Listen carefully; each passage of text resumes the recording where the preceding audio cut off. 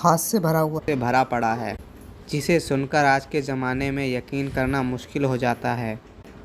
Sir कटने के बाद धड़का लड़ना, शेर को जबड़े से पकड़कर फाड़ डालना, दुश्मन को घोड़े सहित काट डालने जैसे किस्से तो आपने सुने ही और पढ़े भी होंगे।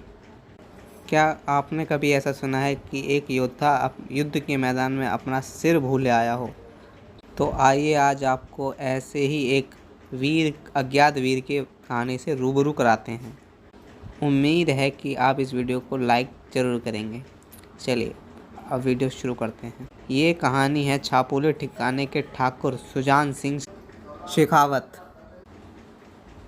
मधुली बेला का समय वातावरण में शेखावटी की बालू माटी की सूंधी महक छा रही थी। गायों की पवित्र चरण रज से अछूत हो रहे सूर्यदेव आकाश मार्ग से विश्राम की ओर जा रहे थे और शेखावटी की धरती पर छपौली ठाकुर साहब सुजान सिंह शेखावत की बारात चमोली की दिशा में बढ़ रही थी। लगभग 22 वर्षीय तेजमय चेहरे से युक्त दूल्हे वाली बारात, जिसमें 80-90 असली सजिल ऊंट घोड़ों पर सवार बाराती ऐसे अब कर रहे थे जैसे किसी देव पुरुष की बारात हो। दूल्हे के साथ चल रहे नवयुवक ने उम्र दराज से दिख रहे थे। राजपूत सरदार ने पूछा, बोवस सा आज का रात्रि विश्राम उधर से प्रति उत्तर आया, छपौली पहुंचकर करेंगे, नज़दीक ही है। सभी के चेहरों पर अजीब सी चमक उभर आई और घोड़े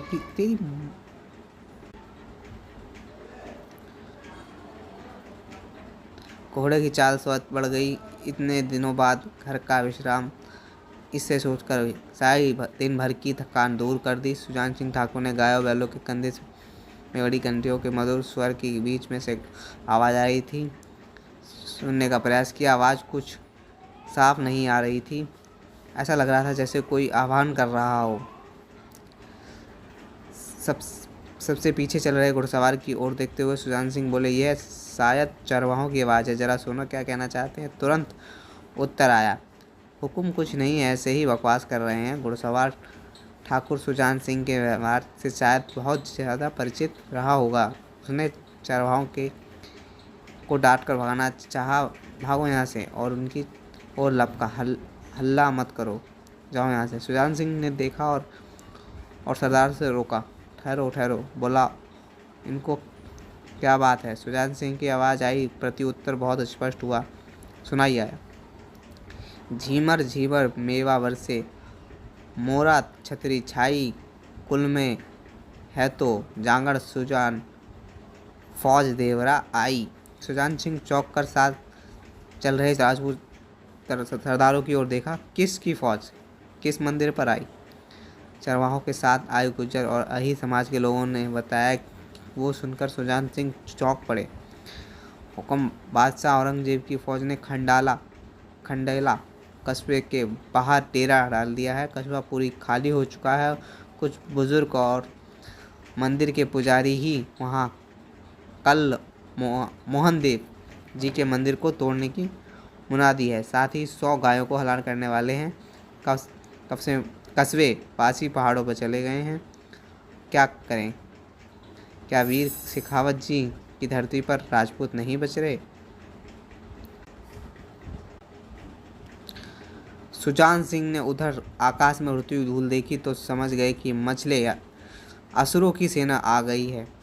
सुजान सिंह शेखावत ने अपनी साथियों को संबोधित किया, आज हम सब पर भगवान महादेव का आशीर्वाद है। मेरे सूरवीरों शेखावतों, हम सूर्यवंशी भगवान श्री राम के वंशज आज इस मछले सेना से लड़ते हुए मोक्ष के मार्ग पर बढ़ेंगे। भगवान श्री राम और लक्ष्मण ने जैसे खरदूषण सहित 14,000 राक्षसों की अकेले ही मार गिराया था, वैसे ही हम इन मछलों को भी मारना है। सूरवीर शेखावतों, आखिर हमारी रागों में भी तो उनका ही खून है, दौड़ रहा है। जिन क्षत्रियों माताओं का दूध पिया, उनका दूध की लाज रखनी है सरदार।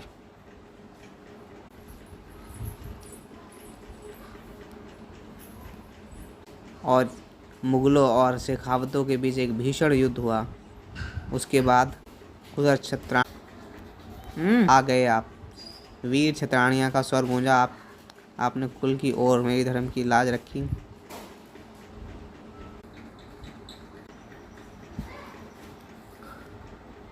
छतरानियों के आदेश पर डोली खंडेला की सीमा पर रुकवा दी गई।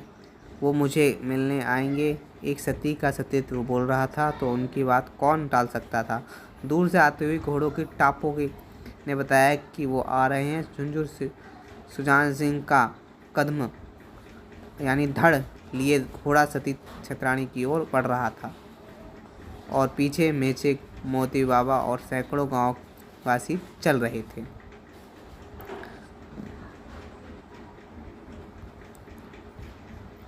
आज भी झुंझुर जी महाराज और सती माता की पूजा वहाँ की जाती है और वह पूजा करने से मनोकामनाएं पूर्ण होती हैं। आप